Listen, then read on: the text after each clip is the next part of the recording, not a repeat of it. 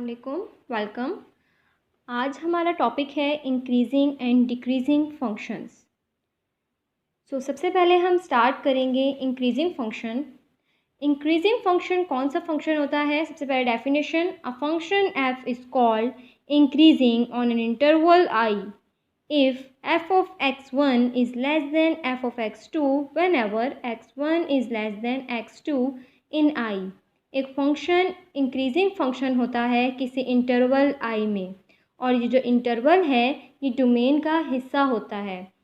अगर एक इंटरवल जो कि डोमेन में से है, उस इंटरवल पे एक फंक्शन इंक्रीजिंग फंक्शन होगा अगर उस इंटरवल आई में से हम दो पॉइंट्स लें x1 और x2।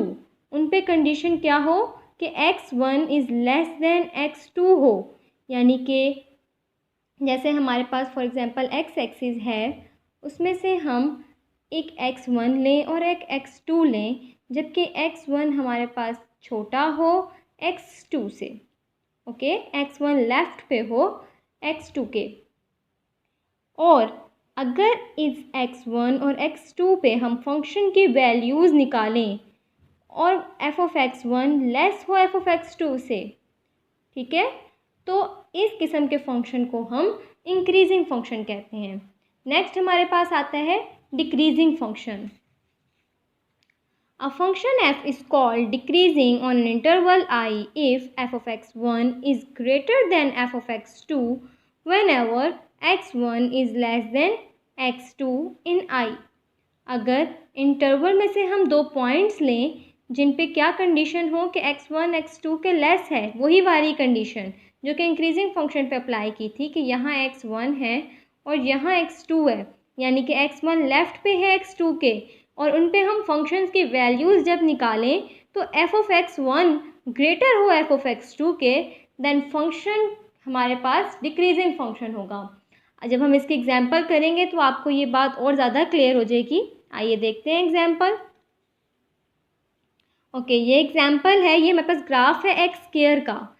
जब हम इसे देखते हैं, जब हम इसे माइनस इन्फिनिटी से ज़ीरो तक देखते हैं, तो हम देखते हैं कि जब हम इसके दो वैल्यूज़ लें, for example this is x1 and this is x2, तो x1 की जो वैल्यू है वो ग्रेटर है x2 की वैल्यू से।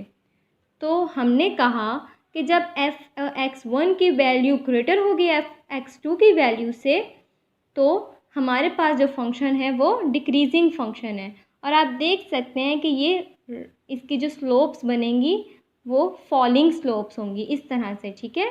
इसलिए भी ये डिक्रीजिंग फंक्शन, हम इसको आगे डेरिवेटिव के ज़रिए भी हम देखेंगे कि ये डिक्रीजिंग फंक्शन है। कहाँ से कहाँ तक? माइनस इन्फिनिटी से ज़ीरो तक इस फंक्शन को हम डिक्रीजिंग फंक्शन कहेंगे। और जब हम यहाँ देखते हैं ज़ीरो से इन्फिनिटी तक, तो हम देखते हैं कि जब हमारे पास फॉर एग्ज़ाम्पल ये x1 है और ये x2 है, इस पे जब हम वैल्यूज़ निकालते हैं तो f ऑफ x1 की वैल्यू x2 की वैल्यू से स्मॉलर है, f of x1 is less than है f ऑफ x2 से। तो इस तरफ ज़ीरो से इन्फिनिटी तक हमारे पास जो फंक्शन है वो इंक्रीजिंग फंक्शन है। ओके, ये एक्स स्क्वायर का जब हम ग्राफ बनाते हैं तो हम इसकी ये फीचर्स देखते हैं कि ज़ीरो से इन्फिनिटी तक इंक्रीजिंग है, जबकि माइनस इन्फिनिटी से ज़ीरो तक डिक्रीजिंग फंक्शन है। हम देख सकते हैं कि ये फॉलिंग है और ये राइजिंग है यहाँ से यहाँ तक। इस तरह भी हम इसको आगे एक्सप्लेन करेंगे जब हम नेक्स्ट चैप्टर पढ़ेंगे। एक और फंक्शन जो कि बहुत इंपॉर्टेंट फंक्शन है, एक्सपोनेंशियल फंक्शन, यानी कि e की पावर x। इसका जब हम बिहेवियर देखते हैं तो आपको नज़र आ रहा है कि ये इंक्रीजिंग है, राइजिंग है।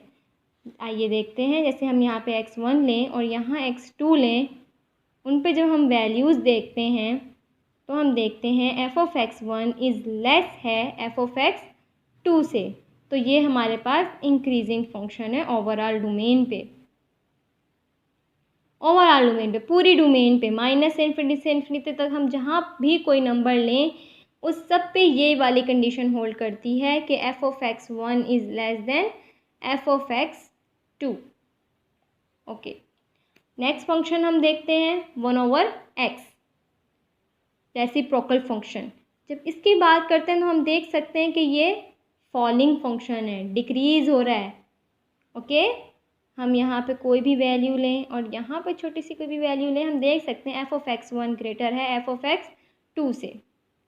f(x) यहाँ 1 है, ये 2 है, f(x1) ग्रेटर है f(x2) से, तो जो हमारे पास रेसिप्रोकल फंक्शन है वो एक डिक्रीजिंग फंक्शन है। इस तरह आपने देखा कि इंक्रीजिंग और डिक्रीजिंग फंक्शन ओवरऑल फंक्शन भी हो सकता है, कि जैसे one reciprocal function overall function पूरी डोमेन पे ही डिक्रीजिंग है। इस तरह एक्सपोनेंशियल फंक्शन पूरी डोमेन पे इंक्रीजिंग है। लेकिन एक्स स्क्वायर की जब हमने बात की तो हमने देखा इसके मुख्तलिफ डोमेन पे मुख्तलिफ इसने अपना बिहेवियर शो किया। ये -∞ तक से 0 तक तो डिक्रीजिंग थी, जबकि 0 से ∞ तक इसका बिहेवियर कुछ और था, यानी कि इंक्रीजिंग था।